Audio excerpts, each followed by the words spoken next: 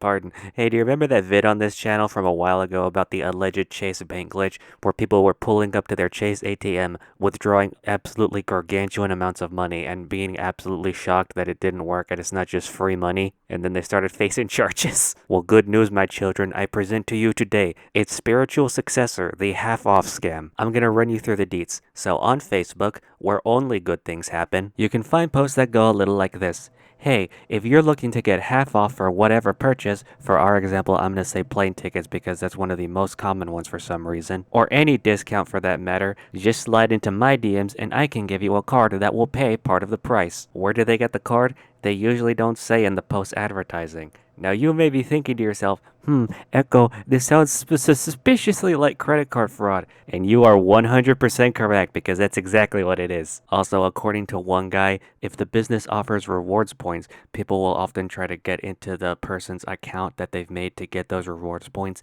and those points will pay for whatever was bought. Less than legally, shall we say. See what I mean about this being the spiritual successor to the Chase Bank glitch? It's like another case of people trying to get something for free and then not rubbing their two brain cells together long enough to realize, hey, this process doesn't make any sense. This sounds like I'm gonna get caught like instantaneously. And I am not really exaggerating the time frame. There are multiple people telling the stories of how this went for them, and quite a few times people have said as they were walking to their gate, guards almost instantly just picked up on their scent like bloodhounds and told them to step aside for questioning.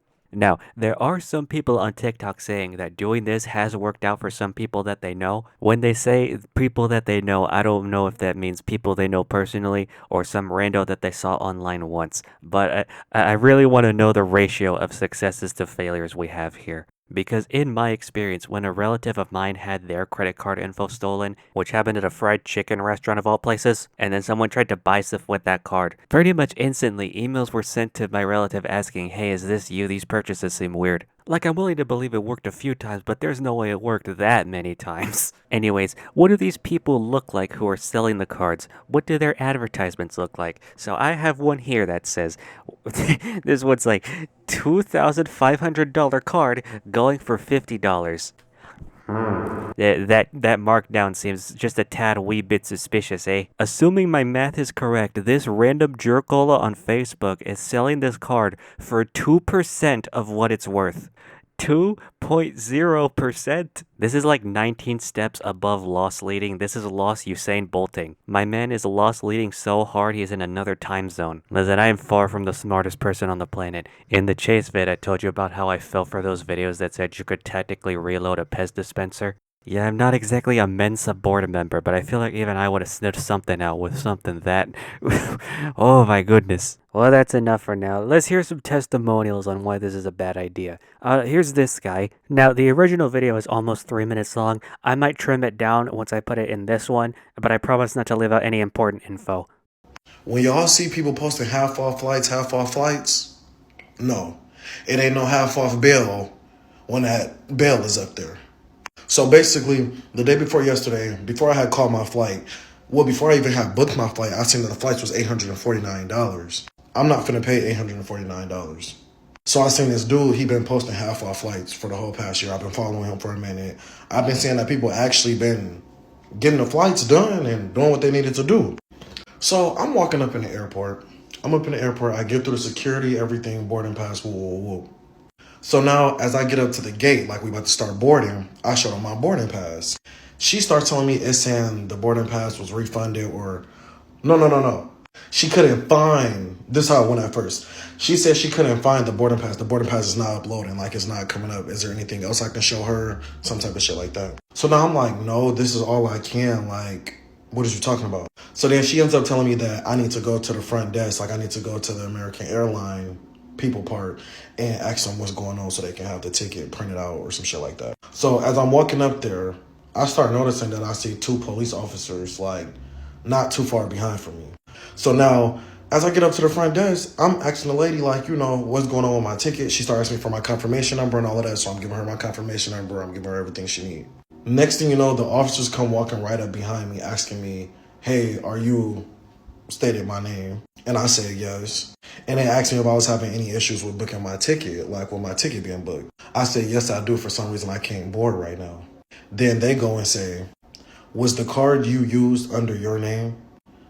I just said, no, I had a friend book it for me. They ended up saying, well, we need you to get that friend on the phone right now so we can confirm that this is his card numbers, because as of right now, it's pushed back for fraudulent activity. So that's why you're not able to get on your flight. So now I'm blowing up his phone. Nothing's going through. And after like 15 minutes of him not answering, they sat there with me. They told me that I had to put my hands behind my back and that I was getting arrested for some fraud shit and identity theft. And yeah, I just got off this morning, but that half off flight shit, this is not valid. No. All right, my man, I did not save your TikTok name, and you're probably never going to see this video. On the off chance that you do, please do me, your boy Echo, a favor. Help me help you. And if you're going to try to score a very wild deal sometime in the future, ask yourself two questions before you do it. A, does this sound too good to be true? And B, does this sound illegal? And I don't know who needs to hear this, but please, if you're not looking to get sent to the clink, never pay for something with a card that isn't your own unless you have the owner of that card's explicit permission to do so. Please. And the guy in the previous video said he saw people where this half off flight thing worked for them. It may have worked for them, but that doesn't guarantee it'll work for you. Also, how many of these people were lying that it worked? I'm willing to believe, and a sizable portion of them are lying. Like, if I've learned anything over the past couple of years, is that people are willing to lie about the dumbest things just for internet attention. We have people renting fake sets to look like they're on private jets. We've seen people post videos of themselves dancing on a high-end car, acting like they own it, and then we find later it was just some random person's car that they found outside of like a Dunkin' Donuts or something, and they decided to act like it was theirs. Heck, maybe the guy showed you was lying as well. I don't know. It would not be the first time someone has lied about something like this for attention. See again that Chase video. Anyways, on to this guy. So he claims he was actually able to complete the first half of the round trip that he booked with his discounted flight thing with the illegal travel agent, as they like to call it. But once he was going to go back home, his booking got canceled, so he was stuck in California. So this is my birthday, 2018, November 2018. This is my first time ever going to California, and I did the half-off flights. I seen people doing it. I seen people advertising it. So I hit the guy on Instagram, let him know where I was going. I booked my flight going to California, and then, of course, coming back, everything was booked, round trip. I got to the airport, everything was perfectly fine. Like, okay, it was smooth, it was easy. Like, it was a regular check-in. But when I got to Cali, I was in Cali for like 7 days for my birthday, so I was enjoying my whole birthday in California. It was when I came back that I found out that I got scammed. So imagine you just had the time of your life in California for 7 days for your whole birthday, you know what I'm saying, with your family, and just having the time of your life. And then you get to the airport and they say, yeah, your flight got canceled. Not your flight, but your like actual booking got canceled. So of course, I'm like DMing this person I booked the half off flight with. I couldn't believe it because it's like it wasn't answering, and I realized I got scammed. So of course the person just is like not responding, and then so now I'm stuck in California. Like, how the am I about to get back to BWI? So I'm from DC, so I'm from the other side of the United States. Dang, the scammer that sold him this card must have actually hated this dude or something. That is vicious. By the way, I know I've been calling it the half-off flight scam this whole video because, like I said, it seems most people are trying to get plane tickets out of this. But I've heard people have been trying to do this with all kinds of stuff. Ubers, hotel rooms, cruises. Can you imagine what it's like trying to do this with a cruise? What happens if you manage to get on the boat and then they set sail and then they find out that you fleeced the trip? Like, do they just deal with you at the next port? Or do they have a little jail cell in the boat specifically for this stuff? Put me in the brig, I don't mind. Anyways, that's about all I've got for this story. I want to see if this develops into anything crazy.